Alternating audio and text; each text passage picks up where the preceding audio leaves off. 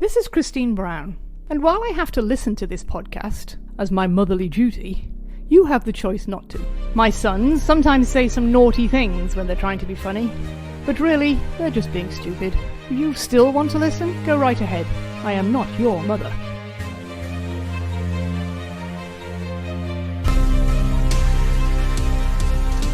Welcome back to the Patriots Dynasty Podcast. I'm your host, Andy Brown. With me today is middle brother who gets no respect, Steve Brown. Steve, are you feeling respected today? Yeah, you know. Have I respected you enough? You have. I mean, you carved out 15 minutes of your time tonight to come and talk to me, so that just shows how much you respect me. I do respect you. I'm glad you're feeling respected today. There wasn't much respect in the game we're going to cover this evening, this Thursday evening in January in New England, nice and cold. But we're traveling back in time to November 23rd, 2003. And the Patriots are in Houston, Texas at Reliant Stadium. Pretty brand new. And this would be where the Super Bowl is being held this year. So getting a bit of a sneak preview, spoiler alert. But the commentators in this game could not stop gushing about this. And I think they said something about how this was the largest non-playoff crowd to watch a football game. Yeah, non-Super Bowl crowd. That's what it was, yeah. And the attendance apparently, according to Pro Football Reference, was 70,719. It's kind of a lot. Big. Yeah. I mean, it's not like college football big. Those stadiums like 100,000. But that's, I wonder where that ranks nowadays. I don't care. Stack chat. I actually don't wonder. Stack chat. No. Greg's not here today. Baby brother Greg Brown not here again. He's busy with work or some adult bullshit like that. But unlike the adults that we are, who are also busy with work and still doing shit, he's decided he can't join us. That's not true. I'm not busy with work. I work in golf, so I don't do shit. That's true, and I build the internet, so I really don't do shit either. I build the internet. I wish. Oh, thanks, Al Gore. Jesus fucking Christ, Andy. No, he invented it. I just built it. So yeah, sorry. Get it right, Steve. That's my fault. You're right. So the Patriots coming into this game at 8-2 are facing the Texans at 4-6. And just to point out, the Patriots would not lose another game this season. The Texans would not win another game this season. They would finish 4-12. Wow, it's like this game broke them. No, I lied. They will finish 5-11. They'll win one more game. Last year, this is their second year in existence. And the year before, they went 4-12. So not great. But there's still an expansion team. So even though the other two expansion teams that came before them and the Jaguars and the Panthers had that early success, remember? They both kind of made the playoffs the first year in existence. Yeah. Ridiculous. That didn't happen to the Texans. Finished 5-11, fourth, last in the AFC South. Did not make the playoffs. And they weren't great. They actually win next week. I just looked it up. Yeah, well, that's the thing is their wins came against the Falcons. Decent teams. Yeah, they beat the Falcons, who were eventual Super Bowl champion or Super Bowl runner-up Carolina Panthers. Well, thanks for ruining that for me. That was going to be my big reveal. But they also beat the Bills with Drew Bledsoe and one of the other AFC East teams. I can't remember who it was. Do you have it there? Falcons, Bills, Panthers, and the Jaguars and the Dolphins. Yes. Okay. So it's the Dolphins. Week 1 and the Bills. Yeah. They'd actually beat the Bills the week before they came to New England this New England game. And they took New England, we'll say it at the beginning here. They took New England to overtime and ended up losing 23-20. In overtime. It was only 4 minutes left, 5 minutes left, something like that. I don't even think it was that long left. Maybe 2 minutes. It wasn't really close to being in time, but it was deep. So all right, fuck it. We'll start from the end today. The Patriots won this game with an Adam Vinatieri 20-yard field goal with 45 seconds left in overtime. 45. Wow. 45. Yeah. Is this the longest game they've ever played? without being a tie, maybe. I'm sure there's probably been games that How many ties does Tom Brady have? you tell me. Zero. I know. He doesn't have any, yeah. Yeah. Bill Belichick has never tied a football So game. if this has got to be time-wise the longest. I don't remember them ever kicking a game-winning field goal with 40 seconds in OT. You know, they've had a bunch of OT wins. It's true. And they even said on this broadcast they had won 8 straight. Yes. Yeah. But for Tom Brady's, this might be his longest ever game. Yeah, I mean, and if it isn't, it's only by seconds, right? Right. Yeah. I mean, a max like 43 seconds. Yeah. So, yeah, I'm pretty comfortable putting this in longest game territory. 45 I mean, seconds maybe left. not in like probably an actual time, right? That's true. Falcons one maybe is the time longest game, right? From like 6 p.m. Eastern to 9:30 or whatever. But this, as far as game time, is probably the longest. Well, they have that on Pro Football Reference. This took 3 hours and 44 minutes. And how much did the Super Bowl take? I don't know. I don't have that. Let's see if we can look it up. Stat check. Let's actually look up longest NFL game. What year was that Super Bowl? 2018? Yeah. 2016. Wasn't it? No, sorry. You're right. 2018. You just win so many. It's hard Nope, to know. it wasn't. 28. Goddamn. No? There's so many of them. No, it was 2016. I was right the first time. Jesus. All right. The length of that game was 3 hours and 47 minutes. And this is 3:44. This is 3:44. Wow. And it went to 45 seconds left in overtime. God. Whereas the Falcons Super Bowl went to, it was the first drive of overtime, wasn't it? Yeah. Patriots got the ball and never looked back. Tell you what, listeners, will save you an hour of this and just don't watch the first half. Oh, yeah. Oh, yeah. Don't watch the first half. In fact, let's give this a score. I want to hear what you have for watchability score out of 6 Lombardis. So I didn't know the score. I didn't remember this game before I watched it. And I watched the first half and I was like, oh, Celtics are on. Maybe I should watch that. And then I looked at the score. I was see if there's even touchdowns worth watching. And I saw it was in overtime. So I was like, all right, I'll watch the other half. And then I started playing it and I saw that it was like another, it was an extra. The first half was an hour. The second half was an hour and a half. I was like, Jesus. Yeah, this is a big commitment this week for watching this game. Yeah. Or you can just make it an hour and a half. Just cut out the other shit. I mean, you could probably start in the fourth quarter if you want to be honest. Sure, yeah. I mean, first quarter, nothing happens. The Texans score a field goal off of like an actual legit drive. It was the only legit drive of the whole thing. For Tony Banks and the Texans? Yeah, yeah. So actually, yeah, before we dive right in, I actually want to talk about the Texans. Because this was the David Carr era.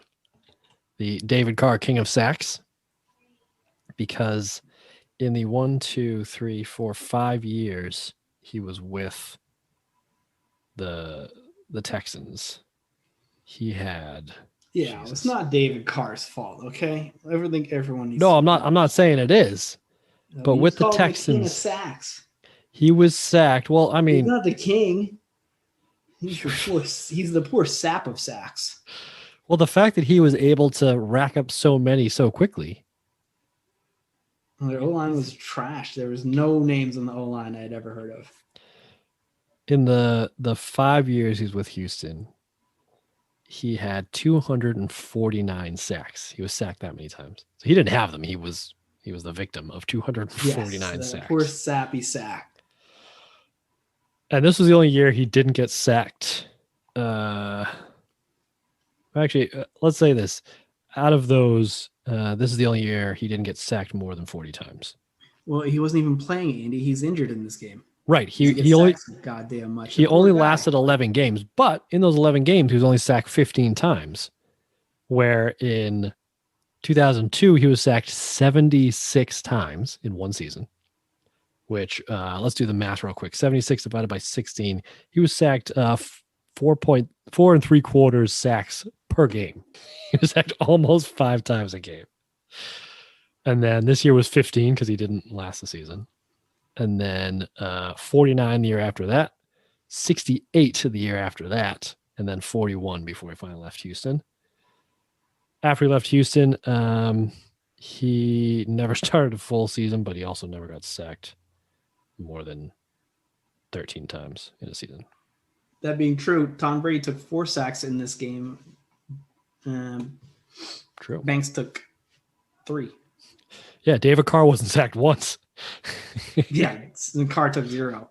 Yeah, because he'd been hurt the week before. But Tom Brady, he was fucking getting beaten up. He was, yeah. This Dom Capers defense, I think, was legit. It was the Steve Martin revenge game. Is that the same Steve Martin? Yes, it is the same Steve Martin. He played out of his mind. He was crushing it. Yep. He was so mad at Belichick. He had like 2 of the sacks or something like that. Something like, yeah. He a bunch of disruptive plays. He was all over the field. He showed up in this game. Yeah, because there was another Banks on their defense, and both of them, or Martins rather, both of them. I did recognize some guys on. I mean, Aaron Glenn. I guess the cornerback is the only one that I had actually heard of. True. Marlon McCree was on this. Oh yeah. This team, who I mean, we'll recognize. But like this is like backside, right? Because didn't they form the expansion teams by just picking a bunch of players off the rosters? Because the announcers kept like, formerly of this team and formerly of that team and formerly of this team. Yeah. So basically, it was. I think you could protect a certain amount of players, but then the new team would get to like choose a certain amount of players off of your team. But yeah, no real names on this defense. Their leaders on defense. Cornerback Marcus Coleman had 7 interceptions and 22 pass defense, which is pretty good. Jamie Sharper, who I don't think I recognize, had 4 sacks on the team. But listen to this: 4 sacks. He's a linebacker. 4 sacks, 166 combined tackles, 107 solo. That's a lot of tackles. Yeah. Their other linebacker, 136 combined tackles, 101 solo. The offense couldn't stay on the field because that's what it is. They just and the defense couldn't get off the field because the offense had some sick receivers though. They did, but they didn't. I guess they didn't have an offensive line or time to throw it because they finished 28th in the league in points for and 27th in the league in points against. I mean, it's Andre Johnson's rookie year. Yep. And I mean, Jabbar Gaffney is, I feel, not that old at this point. Right. This is we will see. This is his second year. So yeah, we'll see. Johnson, Gaffney, those receivers were legit. Yeah, Andre Johnson was a rookie this year, picked 3rd overall from Miami. I mean, you can't at least fault their first picks. I mean, David Carr, I think, was the consensus number 1 overall quarterback. Something like that, yeah. And then second year, I mean, Andre Johnson is a beast. He's probably the best player in Texans history. Yeah, if he's not, he's up there. He's got to be, right? I mean, you would think Watson, maybe. Yeah, Watson, but when Watson's done, he definitely will be. Assuming he doesn't get traded. And Hopkins, too, for that. Yeah, exactly. Hopkins had a chance, but no, he got traded. But I think Andre Johnson's biggest claim to fame is beating the shit out of, what's his name, the cornerback from Tennessee. Maybe it should be being really good and then not getting traded. Antrell Roll. I think that's who that big beef was. Who was it? I feel like it was. I don't know. It was someone like that. I remember that though. Yeah. Stat check. Steelers. Cortland Finnegan. That's who it was. The man with 2 Irish first names. Can we talk about our receivers in this game though? Wait, we had some? Dude, yeah, we had some ones I'd never even thought I had to, one of them I had to take a Snapchat of and send my friends. Was like, is this for real? Is this real life? So we've talked about the injuries on this season are fucking out of control. The Patriots, they said in this game, have now had 42 different starters on offense and defense. The last teams to have led the league in starters, like overall, none of them finished over 500. Most of them finished with like 2 or 3 wins. Yeah, and it was all on the defense, and actually they're all back now pretty much. Yeah, but now the offense is barren. Now the wide receivers are just getting worked. David Patton is on IR, which Did we know that? Did we know he was out for the season? No, I didn't think that was news to me, and they dropped it real casual. They did, yeah. So, but I think that's a more recent development. I don't remember hearing that up until this game. David Givens is out. Troy Brown is out, which left Bethel Johnson, who had best game as a pro. Had his first career touchdown in this game. He was sick this game. And Daniel Graham, who started the game with 3 consecutive dropped passes. It felt like more. Sure did. But Brady kept going back to him because he had nobody else. He had Dion out there. So Tom Brady, I wrote this down too, was throwing to guys like Dietrich Ward. Yeah, Dietrich Ward was the first one that I was like, who? Yeah. And the commentators were even like, no, this isn't preseason. But yes, you are seeing a wide receiver with number 17 out there is Dietrich Ward. He had some decent seasons with the Jets. Yeah. Long time before this, I think. No, not even 2000. 3 years before. He had 54 catches, 800 yards. Yeah, and then what? And then what did he do in 2001 and 2002? 200 yards, 172. Mm-hmm. Right. But the other name was even better. 106 yards. Ooh. And a TD on the Patriots. What? Yes. Dude. Dietrich Ward? Dietrich Ward gets a touchdown later this season. Oh, hell yeah. All right. Looking forward to that. All right. And then the other big name. The biggest name. Yeah. The biggest name. This is the one you Snapchatted, isn't it? Yes. Was JJ Stokes, former first round pick of the 49ers. Who is even more pan out. But so both of those guys caught passes from Tom Brady in this game. And it was as bad as it sounds, really, on offense. But this is the perfect point for me to point out that early Dynasty MVP Troy Brown. I thought it was Kevin Falk. Kevin Falk. That's what I meant. I just have Troy Brown on the mind because he's injured and I miss him. But Kevin Falk, early Dynasty MVP Kevin Falk, leading rusher and receiver in this game. Yeah. He was just like similar though to Graham like earlier. He's just a beneficiary of ain't nobody else out there. Like, yeah. So limited. But he ran for 80 of their 128 total rushing yards. So almost 60, almost 2/3. So done at this point. It's hard to watch. Oh yeah. Yeah. And they even had Mike Cloud in here running a couple times and he's not bad. He didn't do anything though. He's not like when he first debuted, which I was all about Mike Cloud. I think he had touchdowns in him though. Mike Cloud, 2 carries, 8 yards. Whatever. Longest of 5. And then 1 catch for 8 5 yards. and 3. He didn't have any drops. He was fine. Yeah. But better than Antoine because anything's better than Antoine. Yeah. But then K Falk also had 108 receiving yards as well, which was a third of the team's. And he had a crucial penalty on 3rd down on a wheel route where he beat the linebacker and he had to hold him at the line. Mm-hmm. Yep. And he actually had another big screen called back too that went for 20. Oh yeah. So he had himself a day, and that's because, like you said, there was literally nobody left. But the defense is starting to come into form that you remember from this era, that 2003, 2004 defense that was basically impenetrable. And it started kind of early, didn't it? Because half they said Tony Banks had 7 yards passing or something like that. It wasn't great, yeah. But ridiculously low stat. Yeah. I mean, what did Tony Banks finished 10 of 25 for 93 yards, 2 touchdowns, an interception, and 3 sacks. Eesh. That's a rough day. Rating of 60.9. So as bad as Brady's day was, Brady had a bad day too. Their offense didn't even gain 170 yards total. They had 169. Yeah, then the Patriots, on the other hand, had 472 total offensive yards and only put up 20 points.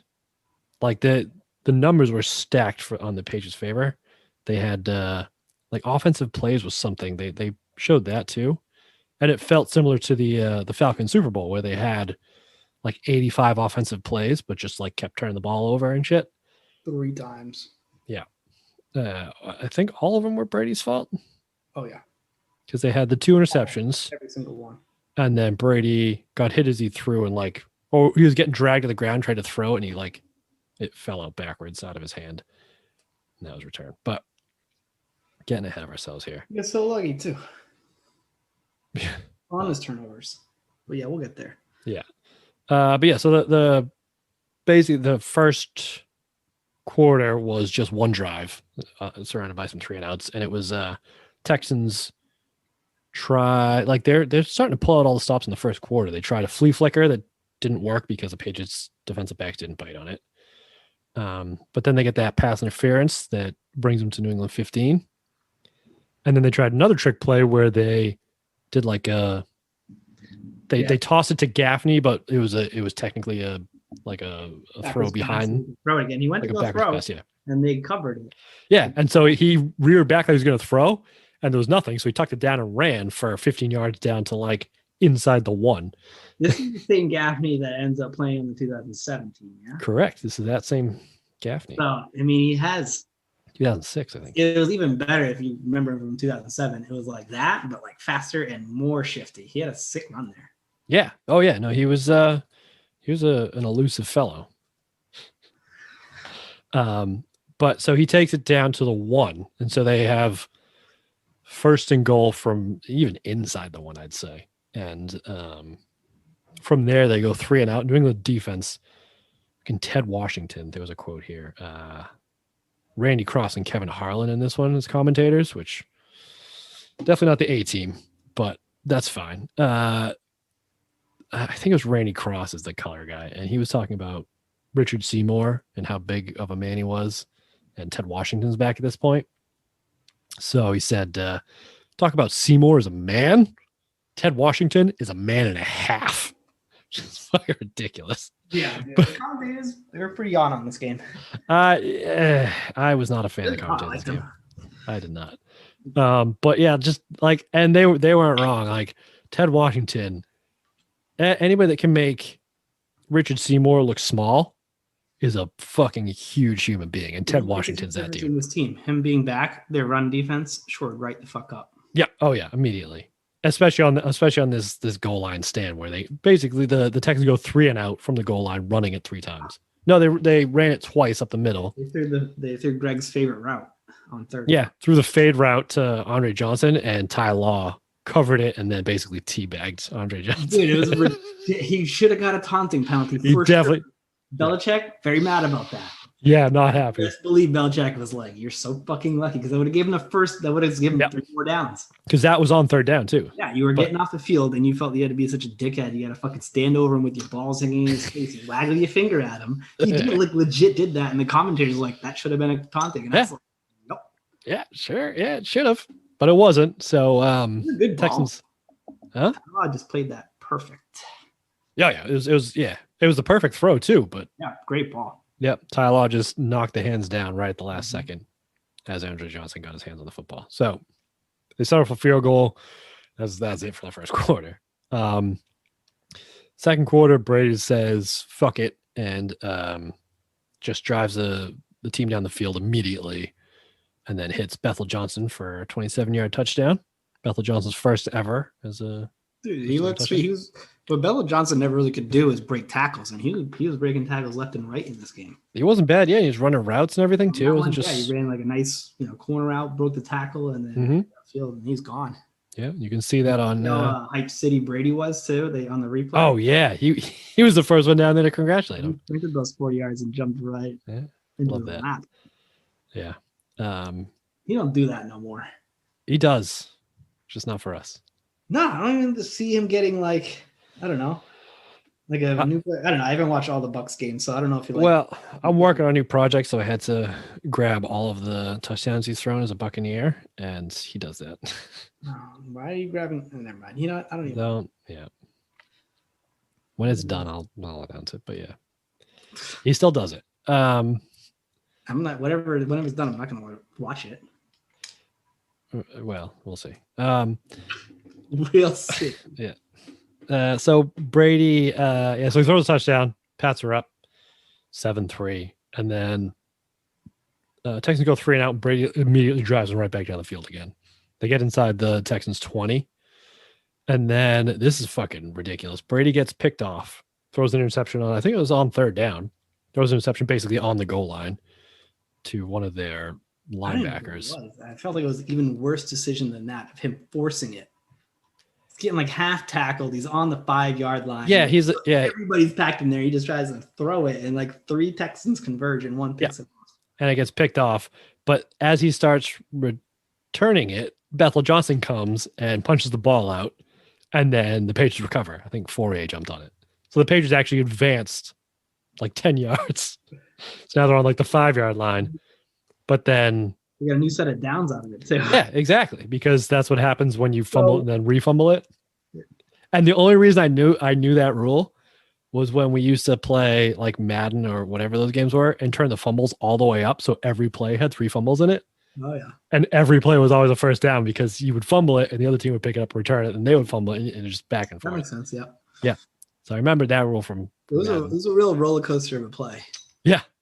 So the Patriots have like first and goal from the 5. And I think it's like an immediate false start because this is the season where they almost lead the league in penalties. I think they're third at this point. So many penalties. Like 8.5 per game or something ridiculous. So un-Patriot like. So I do that, and then Brady ends up like running it twice, which is not good for your offense if Brady's trying to run it. He puts in the same situation again, then he throws it away. Yeah. But then so they settle for field goal, and at this point the commentators are on Vinatieri's nuts, like dangling off of him with their lips. They actually here we go. Stop blaming these commentators because every fucking single commentator said this for about 3 years of Adam Vinatieri has never missed in the dome. They said that in the goddamn Super Bowl like they're trying to jinx them, so it finally fucking worked. Yeah, here it is. Go. Wide receiver position. Here's Adam Vinatieri, who has never missed in his career in a dome. 21-yard field goal, and it is through. Cool. So why are we playing that, Steve? Why are we sharing a fucking 21-yard field goal and the commentation on it? Because later he misses one. Okay. I mean, that's why I say it. Yeah, he misses one at the end of the half. So, all right. Well, yeah, way to bury the lead, but cool. So they talk about that, about how he's never missed inside the dome. He's made 11 of his last 12 field goals. They mentioned it twice. They actually throw up another graphic on it, and they're talking about they were constantly talking about Adam Vinatieri about he never fucking misses. Dude, that all happens, his kicks. My point is that happens all the time. Every time he kicks in the dome. But this was like aggressive. He just won the Super Bowl kicking in a dome. They said 2 years ago. Positive they said that in the Super Bowl against the Rams. They had that same fucking stat. This is the same stat, just updated. I don't think they did because maybe they positive. did. Maybe they did. So it's like all the announcers say that, and my note is finally they will stop talking about indoor field goals. And like, now you can shut the fuck up about it because everyone was saying it. And I was sick of hearing it. I already know that. I watch every Patriots game at that point. Yeah, we'll get some more of it too. But yes, yeah, a lot of Vinatieri talk on this. Ugh. All right, I'm gonna get off that before I go on a rant. I thought they were great. So he kicks the field goal, Pats up 10-3, and then nothing else happens except the Patriots right at the end of the half end up driving to the Texans 20. And Vinatieri, who has never missed, Steve, I don't know if you know this, but he's never missed indoors ever. And because they've closed the roof because it was raining in Houston, this is technically indoors, so he's never missed inside a dome. Doinks it off the right upright. 10.5. Yeah, I knew that. So I'm thankful. I'm actually glad for him to miss that. Mm-hmm. So the commentators were sneaky. They had great points, and they said, there's hidden points there where the Texans had first and goal on the 1, and they got 3 points. I said that's 4 points you're gonna miss, and they missed it later and kicked the field goal and miss. He said you're gonna miss those points. So all right, let's talk about these guys. Randy Cross and Kevin Harlan. So obviously not your A team, right? But there's a couple things that bother me, as there tends to be. They were I don't say like learned a new trick or they were like told to do this, but they loved telling you what the defensive alignment was. It's like, oh, Patriots out in a 3-4. Oh, yeah. I mean, Patriots out in a 4-6. But they said if they're playing dime or nickel, they said 5 defensive backs for Texans, so they're playing nickel. But they didn't like use that information for anything useful. They just like told you. Yeah, because the viewer goes, oh, maybe that means the Texans are expecting pass, But they didn't even do that though. They're like, oh, and the Texans come out in a 3-4. I was like, well but that was it. I guess some of us here, Andy, are smart enough to know. I do know.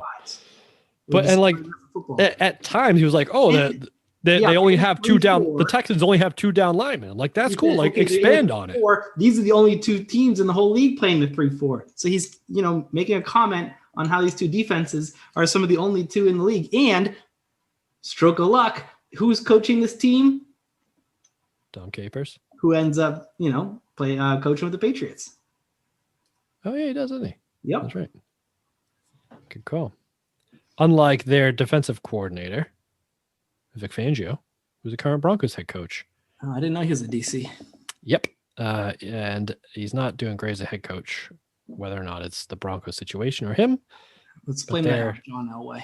They're 12-20 in his 2 years there, which is a .375 win percentage for those of you keeping notes. Did he do better his first 2 years in? No. So he's improving. As from defensive coordinator first stint to head coach first stint. It's about the same. Yeah, but they were also talking about how Givens was out and he had scored an overtime touchdown against the Broncos or something. Which I don't. He just mixed up the games. He was talking about the Miami game, maybe. Well, that's what they're like. Oh yeah, he caught a touchdown in overtime against Miami. I'm like, well, no, that was Troy Brown. He's like, no, actually, no.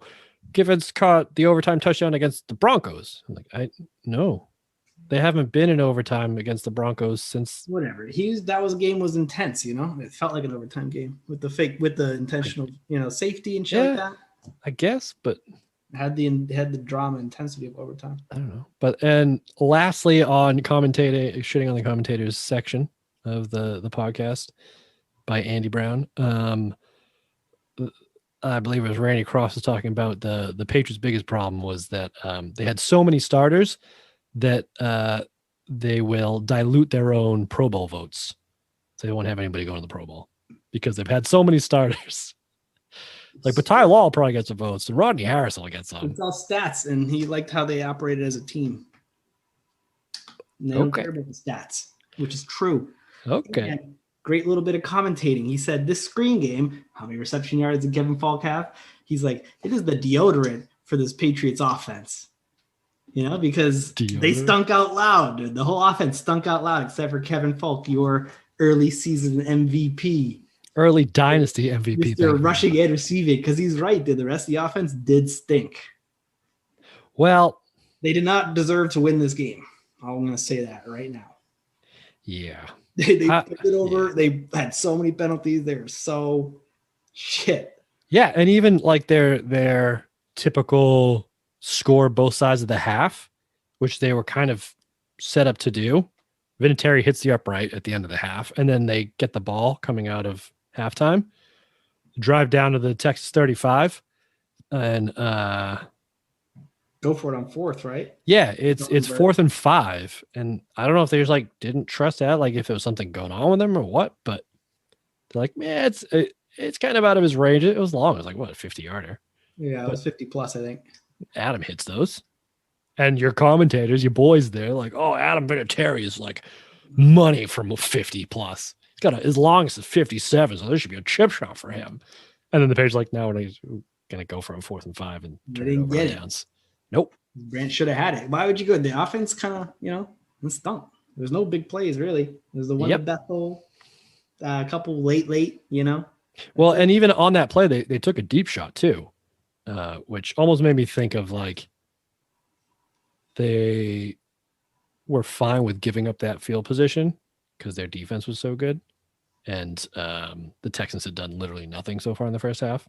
And it worked out because the Texans only from the 34 got to about midfield before they had to punt. And they actually pointed out, I'll give you this point. They pointed out that the Patriots were actually doing a little bit of the zero blitz that we'd seen work more recently, and that what were they calling themselves? It didn't work. In the Jets, the seeing ghost Darnold game. Yeah. Not quite the same, but yeah. But it was that defense, whereas the zero blitz, they had no strong safety. But it was also the blitz that bit the Cowboys in the ass last week against the Patriots, where the only plays the Patriots actually got yards off of where the Cowboys did that zero blitz. So I don't know if that was like Belichick. Definitely was. Give it a big old middle finger to Bill Parcells. You can blitz like inexperienced Tony Banks, but you can't blitz inexperienced Tom Brady. He's got a Super Bowl win. That's right. He feasts on that blitz. Yep. But speaking of Bill Belichick, this was they showed a stat that he was in this game 500 for his career. So this would be the last time he'd be 500, right? Oh, for sure. Because he goes on this massive win streak and he'll never lose that many in a row. So not only was he 500, but he was 69-69. Ooh, nice. So yeah, I mean, you can watch this game just for that if you want. Yeah. What's the timestamp for when that stat comes up, Andy? Oh, good question. Did I screenshot it? I don't think I did. I'll have to go back and find it. Jeez. Put that in the highlight. How's it not the highlights on the website? That's true. It should be. It should definitely be. Right after the possession, though, Tom Brady throws a stupid pick. Yeah, he does. Returned it to R29. So, like, if the Patriots hadn't just played like a bunch of assholes, they would have won this game easily. But they just turned it over at terrible times. Yep. Got so lucky. Yeah. Dumb penalties, killed drives, and just let the Texans hang around and actually take a pretty good lead. Right. So instead of like putting the game away there, like the each side of the half scoring a couple points in the middle there and being up by a couple of scores, because they went into halftime 10-3. Could have been 13-3 and then like score again on the second half, and now you're up by 2 scores. Instead, Brady gets picked off. Texans start at the Patriots 11. I think it was like 2 plays later, Andre Johnson had a touchdown.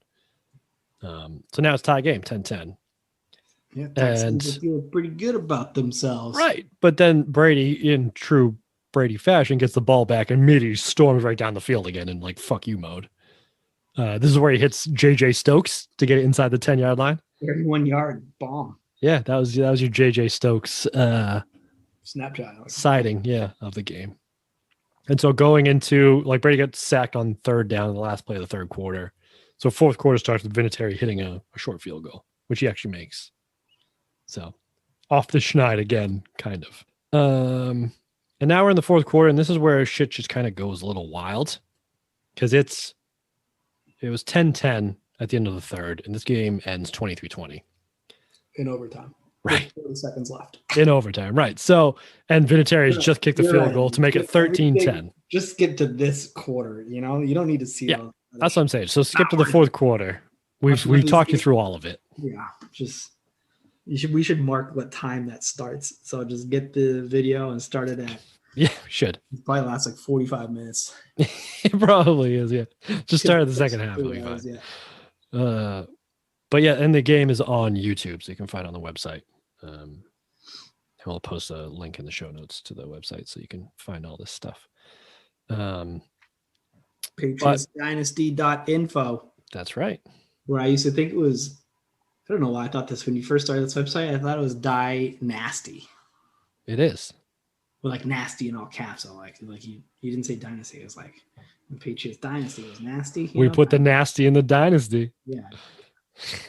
I don't know why. I thought that for a good year. I bet you did. Well, I mean, it is because you can't read, probably. So that's you just read what you want to read. Sounding it out. Oh boy, Steven. How long did it take you to learn how to spell your name? Because it's got the PH in there, so it probably wasn't easy. I don't know. They tried to hold me back in first grade, and Mom said no. Scarred you for life. True story, yeah. And she had to talk to the teachers and said, "You're not holding them back. You can't." But like, he can't even read. She was like, "I don't care. You're holding them back." So, and then I went on to second grade. Damn, good for you. I'm gonna be very convincing, Andy. You know that. This is true. Yeah. Yeah, I have nothing to add. She's very convincing. That British accent, people are like, "Oh, you're so charming and convincing." Mm-hmm.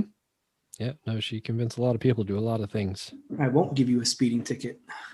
Yeah. Oh, well, that's because she used to cry or pretend to cry when she got pulled over. And being British, you know. Doing like 80 on the back roads in her little fucking Z4. Jesus. Some people. I wonder what she's yelling at the radio right now, because I know she's listening to this. She's probably quilting. She's getting all fired up. She'll tell you about it. She's oh yeah, I'll get the text. We'll read it next week.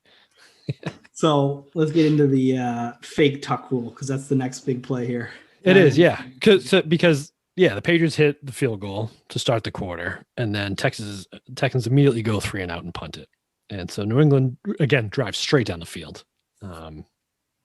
Like Brady tries he did this a couple times in the game, but he tried a QB sneak on 3rd and 5. Yeah. And the last time he picked up 7, and this time he picked up 4, so it's 3, so it's 4th and 2, and really just run it straight down the Texans' throat with Kevin Falk, who picks up. Let's not just be like they're just getting big chunk plays. It's 3 yards, 12 yards, 3 yards, 2 yards, 3 yards, 4 yards. So again, that's kind of how the game's been. Like the Patriots offense is just like barely stringing it together, you know. Yeah. But it kind of felt inevitable too. Like they're just picking up steam and just only because the Texans offense was absolute hot garbage.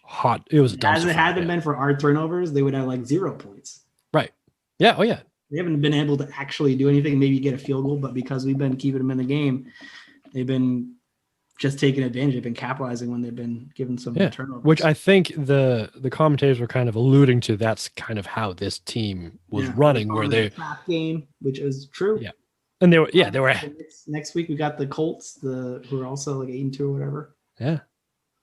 But they were because they would just like hang in with teams because they're good defense and then try to capitalize on the mistakes. And the Patriots made plenty of those. Which is kind of a Patriot strategy anyways. Yeah. And I think this past season, after one of these touchdowns, there was one of his touchdown passes every 3 games, and you win it. Yeah, exactly. But after one of these touchdowns, they even said, commentators like, I don't know what that noise is. It's either fireworks or it's the sound of the trap snapping shut on the Patriots' leg. They talked about it all. God, I love that one. God, you would. Which I know exactly when they say that. It's coming up.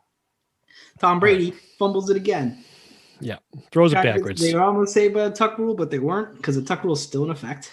Sure is, but instead he actually threw it backwards. Yeah, it was actually a very similar looking play to the snowball. Unseen linebacker coming off the edge and just. Yeah, so this guy was from his blind side, but yes. And so they just converted the 4th and 2, and they're like inside Texans territory, and Brady gets hit from behind. Literally fumbles the ball backwards as if he threw it backwards.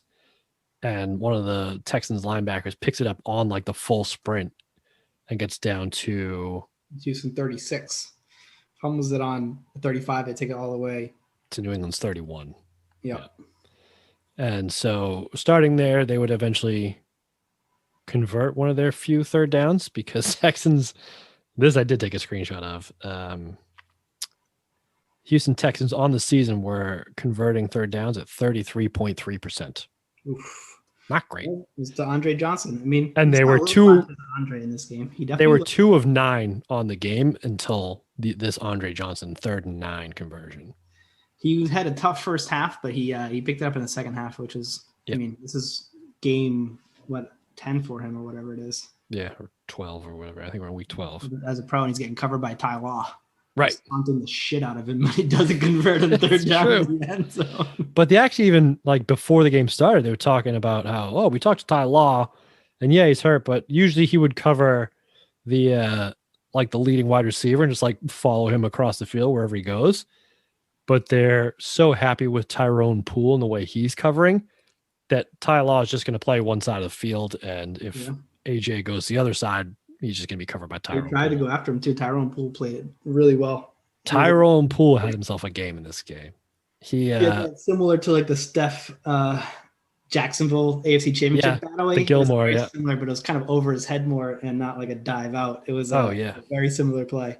Yeah, And he's been doing that for the past few weeks in a row now. Like they keep targeting him on the deep ball, and he covers it textbook every time. He's in the receiver's back pocket, and as the ball gets there, just tips it away. Doesn't go over your side, just tips it away. A lot better than I remember. I'll say that. Tyrone Poole, yeah, he's like you could almost call him a shutdown corner this year. Yeah, he's not allowing anything. It was like the early Brandon Browner days, but he wasn't as physical, obviously. Yeah. But having that solid number 2 on 1 and 2 are both sweet. Yep, exactly. And so he's better than like he can easily cover the number 2 wide receiver on any offense, basically. Andre Johnson had 13 targets, 4 catches, 37 yards and a touchdown. Wait, how many targets? 13. Yeah, that's the next highest on their team was 3, and then a couple of guys at 2. Holy shit. Yeah, he had Jabbar Gaffney only had 1. 10, 11. He only thrown once to Jabbar Gaffney. That's a They threw it 13 times at Andre Johnson. Yeah. And threw it 12 times not at Andre Johnson. And he had 4 catches for 37 yards and a touchdown. Yeah, I mean, but like he got that big touchdown in that big moment, and that's true. He had a good second half, and I mean, for what their anemic offense was, he was the only one doing anything. He was there, Kevin Faulk, basically. Who scores that touchdown after the Tom Brady fumble there? Their tight end Miller. You don't know his first name. Billy Miller. Woof, rough name. That's bad parenting. Rhyming your kids' names. Billy Roshan Miller. What? Okay. Yeah. Long-time tight end. Played quite a few years. Pretty much at this point doing everything because he was so wide open that's the one where Rodney Harrison slips and like dude had no defender within 10 yards of him. Oh yeah, it's super open because like you said, Rodney Harrison fell on this. And I wrote, they're doing everything they can to lose this game. Yeah. Everything they can. Yeah. First and 10 from the 16. And not only that is they do that, right? They allow the touchdown off of Brady's fumble, get the ball back, immediately go 3 and out, and then they have their punt blocked. So Texans start again on the New England 20-yard line. You're like, what the fuck? Because I don't even think I've said this yet, but I tried to have Ryan Story on today because if you listen every week, you remember we had him on for a loss because like we only watch shitty games together. Every game we watch together, the Patriots either lose in terrible fashion, and this was the one game we've watched where they won. And when I was talking to him, he's like, "Oh yeah, I remember that. They lost that game, didn't they?" And then he looked it up. He's like, "Oh wait, they won that game? I don't even remember it feeling that good. Like it didn't because it sucked. Yeah. They tried their hardest to lose this game." Well, even on that 3 and out with the punt block, Tom Brady fumbles and gets it back on the 3rd down. No, I think he fumbled it on 2nd down, then got sacked on 3rd down or something like that. It was the drive was an absolute trap. Whatever it was. Snap. He does 3rd down and 5. He fumbles a snap. Oh, okay, yeah. Then they get the punt blocked, and he cuts to Belichick, and he looks so fucking mad. He is livid because it's 1st and 10 on our 20. Yeah. Then after they just scored a touchdown. Right, and you're already down a touchdown. Yeah, a minute later, 2 minutes later. Yeah. So it's you're down 4 because you're down 17-13 at this point. So the Texans start there in the 20 and just immediately go 3 and out because the defense just fucking nuts up and says, "Nah, we're just not having this." Willie started fucking taking over at this point. So that's their second like huge red zone stop, apart from the goal line one at the beginning of the game, and now this one, and it's just like this defense, like, you know what? No, we're gonna drag you through this. We're gonna give you one last chance. The Texans settle for field goal, and there's a few minutes left. Patriots get the ball like inside at their own 20, I want to say, because they had a good kick return, but that got called back for holding because of fucking course it did. Yep. Unlike Dan Klecko of all people, who 3 minutes 4 seconds, 1st and 10 from your 20, down by a touchdown, and right? 2 timeouts. Yeah. So it gets to 3rd and 10, I think. Right. I'm doing this off the top of my head, and they get a 1st down on their first play, and then right, yeah, because Brady's like threads the needle to to Deion Branch for one of his like 2 catches on the entire game. Wasn't even targeted really. And then, yeah, first down, second down, just completely incomplete. 3rd and 10. Like this is your drive. You got to score here, or else you're gonna lose a game. And Brady run around the pocket looking like fucking Michael Vick or someone. He had some good escapability, actually. He had some great. He like spun out of a tackle because he was backing like to his left, like backed into the defensive end that came there and spun out of him, and then kind of like ran over to the right and then back to the middle. Your highlights on this. Oh, I have. It'll be up on the site once this goes. I grabbed that. We one. got the 2 touchdowns on here, and there's a lot more great plays like that one. Well, that's the only other good play. These are kind of hidden plays because he doesn't score a touchdown, but he throws that awesome ball to Daniel Graham, who'd been absolute crap. Yeah, who actually hangs on to it. Great catch. If you're going to catch one on Graham, at least it was that one. That's the one. Yeah, 33 yards on 3rd down. Tom Brady did everything to like keep the play alive. Yeah. He was dead, and he kept it alive. And that throw was like it was a sweet throw, yeah. Yeah, it was a missile. So it hits Graham for 33, and then comes straight back and screen to Falk for 21. Now the Patriots are in business. This is where their deodorant quote was. Oh, was it? Yeah, they're like, dude, that deodorant is because like they're just catching them, and they've been screening them to death. They have, and and the Texans had no answer for it whatsoever. They're still just running straight upfield, and there was some good quality. Like they were doing they did one screen where they faked the screen to the left to Falk, and then Brady spun around into the screen to the other side to Patrick Pass, who was playing fullback. They've always had a great screen game, you know? Yeah. You haven't seen it as much of late. That's true. I feel like. But yeah, back in the day, their screen game was phenomenal. But so they get inside the Texans 10-yard line, right? And it's 3rd and 5, and they do a quick draw to Kevin Falk, who picks up like 4 3/4. Yeah. I think the spot was iffy, but it's 4th and 1. From the 4. Yeah, with under a minute left. And so they do play action. Brady rolls out to his right and is like, bootleg, dude. They called the bootleg. It was the naked boot. It wasn't a naked boot. It was the give going left, and he boots, and the end guy doesn't fall for it. Just does not fall. So Brady's like passes the cornerback off to the corner, and he doesn't fall for it. So his tight end is covered, and Brady's like running there, getting chased on 4th and 1, and like running like backwards diagonally away from the play.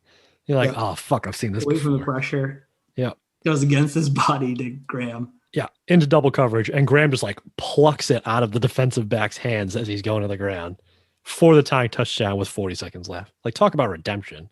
Man dropped his first 3 balls to the point where the commentator was talking about how he's like, oh, have you seen Little Giants where the kid who can't catch is like talking to his hands? It's like, Daniel Graham's going to get to that point. Dude. Brady, I just looked it on the highlight. Brady threw the ball from the 14-yard line on 4th and 4. Running backwards. Yeah. Yeah. From 4 yards from the goal line. So he threw it 18, probably. He threw it all the way to the back of the end zone. So he probably threw that ball 30 yards on the run backwards. Yep. And hit Graham in the hands, who held onto it this time. Yeah. Probably Graham's best touchdown. He threaded the needle. So sweet. You can take those highlights and just like slow them down. You can see him thread the needle. Yep. Between 2 defenders at the goal line, and Graham just outjumps the cornerback and grabs it. The throw is exactly where it needed to be. Like, you couldn't really put it anywhere else. Dude, and Vrabel was in there. Yep. Vrabel was the first one to congratulate him. He was super and stoked. Klecko was the fullback, I think, because they were talking about that. They did hard run. Yeah. And naked boot. They booted it. Ballsy. And it was covered, and it still worked anyway. Still did one of those, Brady wasn't going to let that not work. Yeah. Which is, different than what we see nowadays. Awesome. One of the championship plays out of Brady right there. Yep. Oh, yeah. That's when you knew, right? It was fucking when all the pressure was on. Yeah. Brady's at his best. It's that comparison. I mean, going back to watching Brady this week as a Buccaneer playing against the Aaron Rodgers Packers, and Aaron Rodgers, he's kind of the opposite. Like, he plays big until he gets to the big moment and just doesn't seem to. I don't know. It's not that he can't handle. He just doesn't seem to make the right decision, I guess. He just I don't doesn't. I mean, Brady has that, and no one else really. Maybe Montana has that same just extra gear, you know. Yeah, that killer instinct right at Sometimes the those end. big moments, you like if he hadn't made that 3rd and 10 play, he wouldn't even have the opportunity to the 4th and Right. 1 we could boot, you know. But when it's 3rd and long, and you've seen this, I mean, I can think of a bunch of plays off the top of my head of like it's 3rd and long and the season's on the line, so or even the game's on the line or whatever, and Brady completes it and like gets 17 on 3rd and 16, you know, against the Jaguars and their top ranked defense. He also gets incredibly lucky too. Sometimes. And he comes up in overtime. Let's get there. So speaking of luck, some bad luck on the Patriots' part because the Texans win the toss. Did you hear the off mic fuck? Yeah, from Tom Brady. From the Patriots when they lost it. That was Tom Brady. Fuck. Because he called tails. He's like, we want tails. I want that one. And then I think somebody on his team was like, really? He's like, absolutely. And then he flips it to his heads. He's like, fuck. And they definitely didn't cut away from that quick enough. Yeah, yeah, that was great. So Texans receive the ball. First play from scrimmage. Your boy Tony Banks gets picked off by Mike Vrabel of all people and returns it to the Texans 23. This game's fucking over. Yeah. Patriots 3 runs up the middle. The third one is their patented Tom Brady fall to the middle of the field QB sneak to set it up perfectly. So 23-yard field goal from dead smack dab in the middle of the field. And at this point, you know, it's talking about how the Texans as a franchise have never blocked a field goal. Adam Vinatieri hasn't had a field goal block since opening day 1998. Before we get there, pretty sure this is Mike Vrabel's first INT. No, he's had one. He has 4 this season. He's had one against Miami. I think it was Brady's second start. No, two this season. The game started with an interception by Mike Vrabel and then went down from there. He had 2 in 2001. I'm an idiot. Yeah, that's what I'm saying. I remember one of them. But yeah, so That would have been his first interception though. Overtime, first play, game over. Yeah, it's like, oh, thank God, let's get the fuck out of here. Trot him out there. He's only missed 1 field goal in a dome. Yeah, at this point, like I'm sitting at Ryan's Stories after a very heavy night of drinking. I'm super hungover. I'm like, let's just end this so I can go back to sleep. Adam Vinatieri gets his field goal. His field goal from the 23-yard line blocked. And you're like, you got to be fucking kidding me. This game is never going to end. I was about to turn it off. I actually didn't even know what time was left, and I was like, I'll turn it off right after this and put the Celtics on. And then it blocked, and I was like, didn't see that coming. Nope. I should have, because I saw how long the second half was. I really should have like put 2 and 2 together and be like, why is there an extra 30 minutes on this? And yet. And then from there, the Texans drive like inside New England territory, get to the 40. And this is like, they have a good kicker too. We could talk about the announcers jinxing them, double jinxing the block. Oh, I did. Oh, you did? Yeah, the Texans have never blocked a field goal, and Adam Vinatieri hasn't had a field goal blocked. Yes. Yeah, in their history as a team. Yes. And Adam Vinatieri, last time he had a field goal block was opening day 1998. That's, I mean, we're 2003, so that's 5 years. Right. He hasn't had a kick block in 5 years. So, of course, you know what happens? It gets blocked. Of course. Because of fucking course it does. And then the Texans drive to about New England 40, right? And so they have a decision to make. This is the best their offense has looked in a while. Yep, this is the first drive they put together outside of the first quarter. Yeah, because they've been on the sidelines the whole time. Right. So they drive to the New England 40-yard line, and they have a decision to make, and their decision apparently is to punt it. Yes, you know, I thought this is Philly back. God, I thought this is the worst decision ever. But I got punting, playing not to lose. Oh, so you bad. know, I hate that. I hate that. Yeah, punting from the New England 40s. It's such a tough look. I mean, but we've seen that a lot against these Patriots teams. But like, just go for it. You know, like just try to win. If you hit that, you got the win. Game over. Already had possessions too. You know, or actually didn't even count. Didn't even matter at that point. Right. First to score wins. I mean, they did pin New England inside their own 10, right? Oh, their strategy actually works. Yeah, because the Patriots is. Oh, this is where Brady got sacked, isn't it? They go 3 and out. Brady gets sacked on 3rd down, and they're punting out of their own end zone.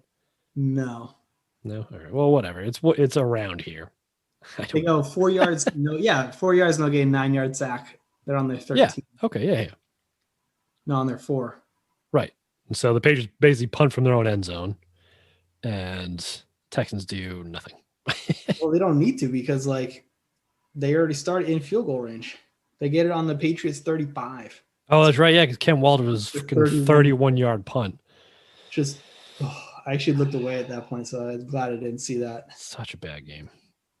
And this is a bad season for Ken Walter in general. Sucks. He's sucked. I didn't expect anything better out of him. Not at this point of this season. The worst punter in the AFC. They keep saying that. Yeah.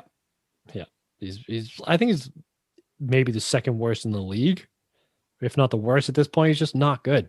He's so bad. Last time. But so the drive chart for this next drive: Dominic Williams, right tackle, no gain.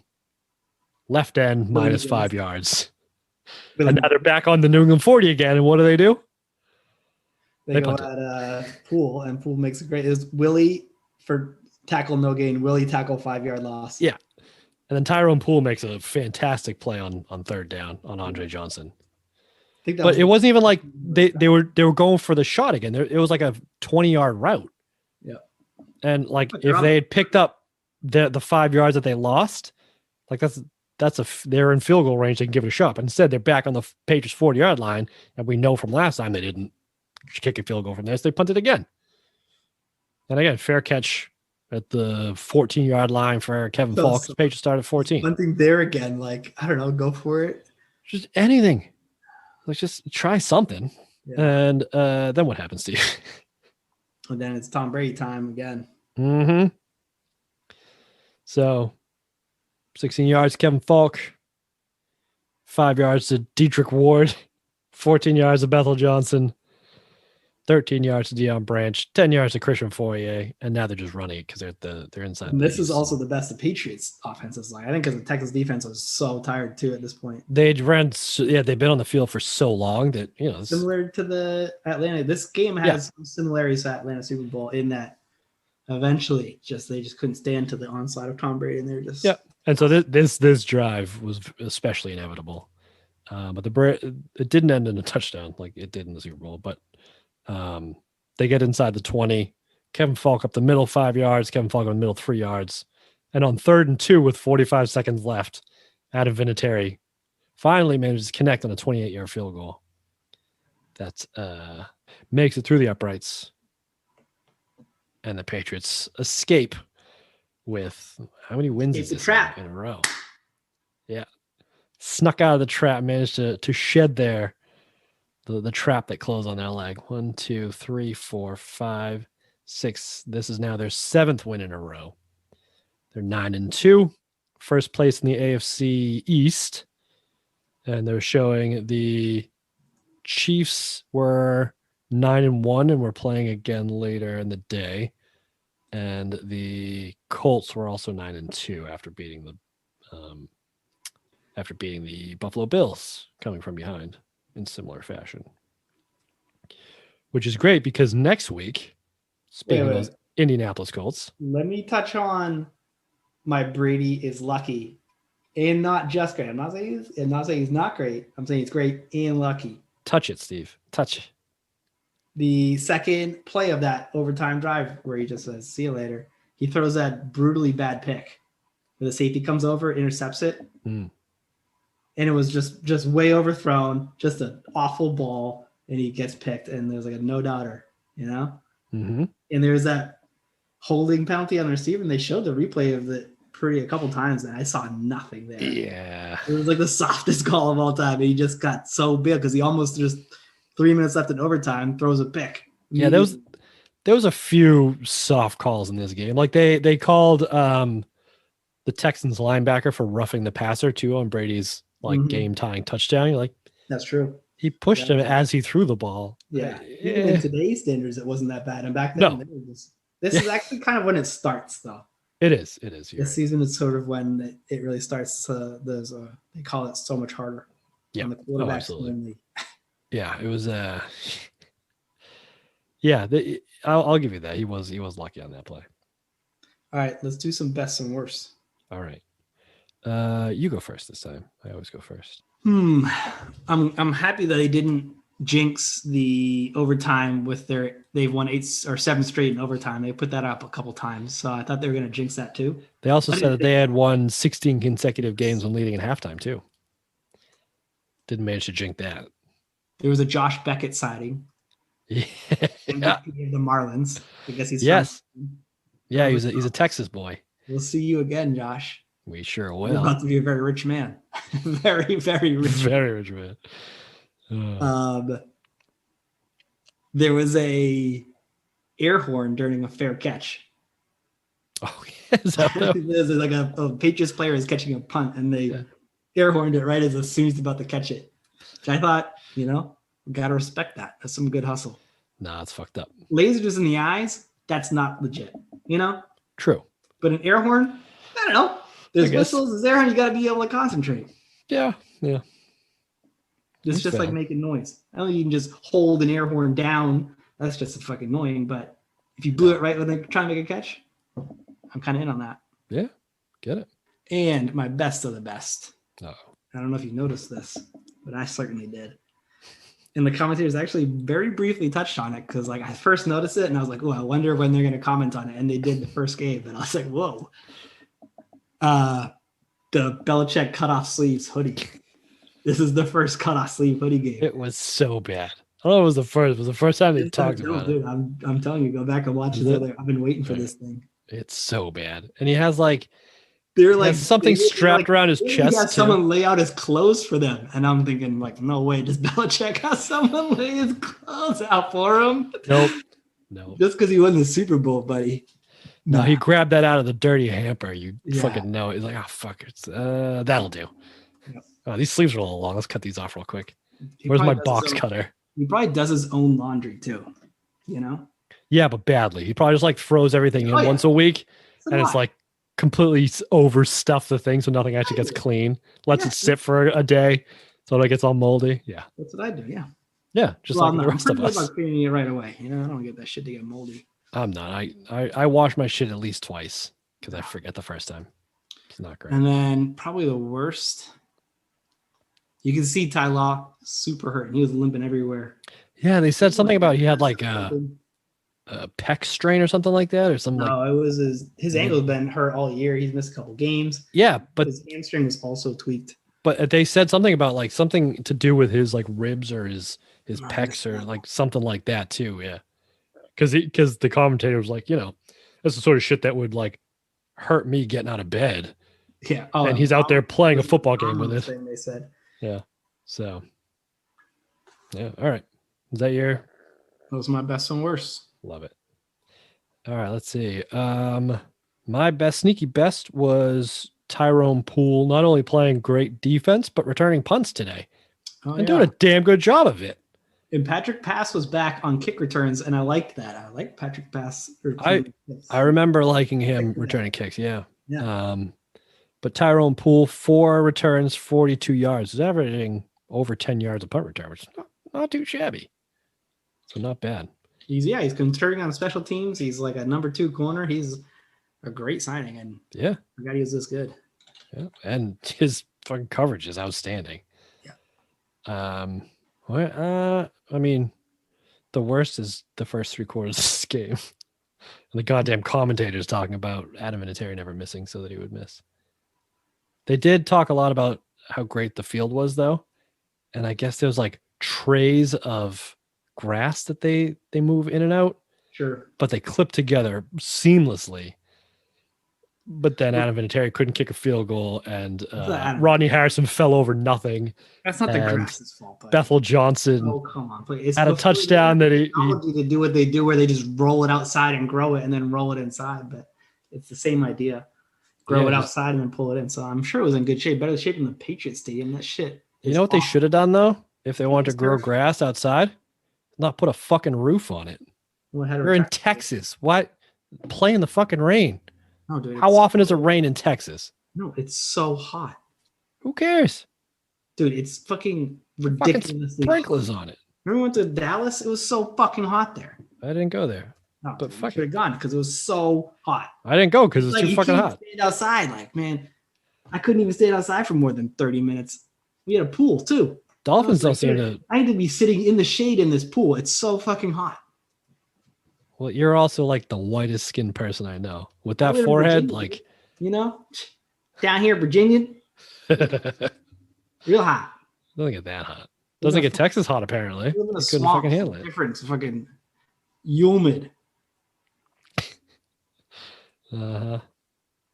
This is no humid's New England. It's a dry heat in Texas. That's fine. But that's why they don't have. That's why they play in the dome because it's so hot. Florida does the same thing. I guess. I mean, the Dolphins don't, but the Marlins do. Sounds like some like, Rays do. millennial snowflake bullshit to me. Sitting in the sun, shit sucks. Oh no. How do they handle it in Miami? I guess they just do a bunch of drugs. You have no idea the fuck's going on. True. Just so much cocaine. They just sweat it all out immediately. And my worst, I will do this, is they showed a graphic of the Texans in games following a win. So the week after they win a game. The title of it was One and Done because they had never won 2 games in a row as a franchise yet. They were 0-7. They averaged 12 points per game and allowed an average of 30 points a game. And they were outgained 259 to 355. And their turnover ratio was -11. Yeah. So they don't this year, but because they only win one more game, right? And not the next game, right? Right. Or maybe it was. Well, it doesn't they don't matter. win 2 more in a row, yeah, because they don't win 2 in a row, right? So let's see. When's the first time we win 2 in a row? 2004. Yeah, 2004, week 3 and 4. They go 7-9, and then they lose again under Dom. Yeah, they win 2 games in a row, then lose. They don't win more than 2 games in a row. When does that happen? And then they go 2-14 under Capers, and he gets fired. Yeah. Okay, so that's not good. And then so 2006, still don't win. Oh, they win their last 2 games of the season to go 6-10 and get a shitty draft spot. 2007, they win their first 2 games and then lose, and then win 2 games back to back in week 14 and 15, and then they start 2008 with 4 losses. Oh, they win 3 games in a row. They start off 4 losses and then win 3 in a row.